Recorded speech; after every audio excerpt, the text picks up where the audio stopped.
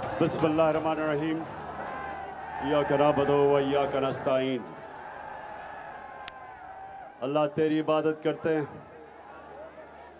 और अल्लाह तेरी मदद मांगते हैं। लोधरा, सबसे पहले तो इस तादाद में, इतनी गर्मी में, इतनी हब्स में आप सब आज जमा हैं। मैं आज आप सबका दिल से शुक्रिया अदा करता हूं। बहुत बहुत शुक्रिया आपका।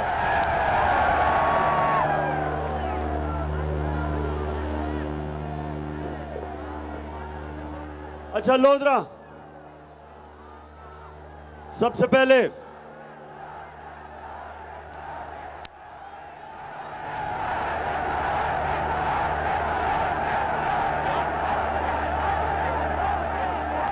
लोधरा, अभी मैं लोटों के ऊपर भी आने लगा हूं,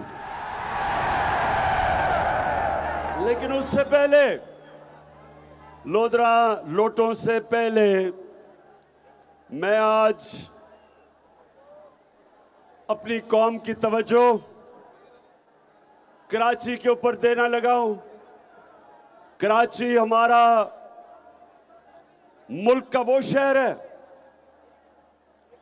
जो हमारा फाइनेंशियल कैपिटल है, यानी कराची ऊपर जाता है, मुल्क ऊपर जाता है। लेकिन कराची में इस मुल्क की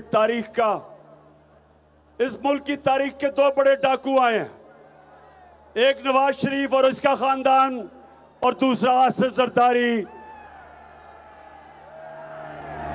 तो ये जो मुल्क का डाकू पिछले 14 साल से कराची पे बैठा हुआ है,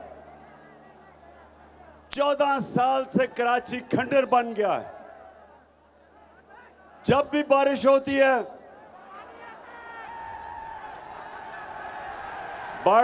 है, तो क्या पानी आता है। तो जब बारिश होती है, आज तक ये जरदारी और इसका जो चोरों का टोला है, इन्होंने कभी नहीं सोचा कि हम बारिश की कोई तैयारी करें। जिस तरह पंजाब,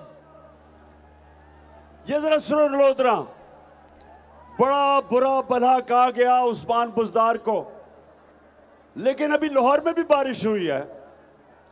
लेकिन उस्मान बुज़दार ने अंडरग्राउंड टैंक्स बनाए हुए हैं, पानी नहीं खड़ा होता क्योंकि इंतजाम अरबों रुपया लगा के अंडरग्राउंड टैंक्स बनाए हैं,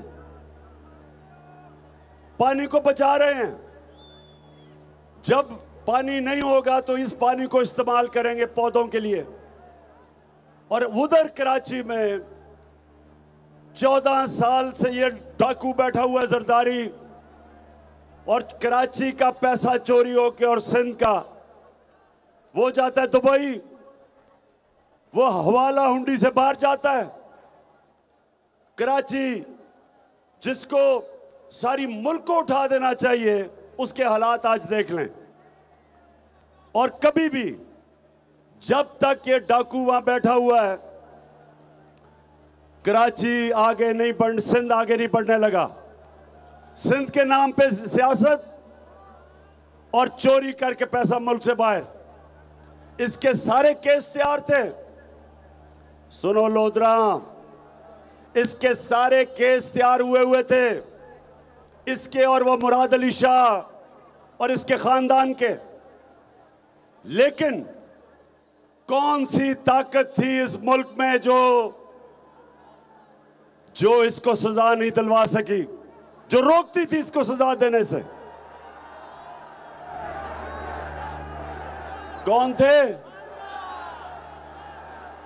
बस जो भी ताकत थी, मैं आपको यकीन दिलाता हूं कि मैंने पूरी कोशिश की कि इन चोरों को, इनका एहतसाब किया जाए, इनको सजा दी जाए।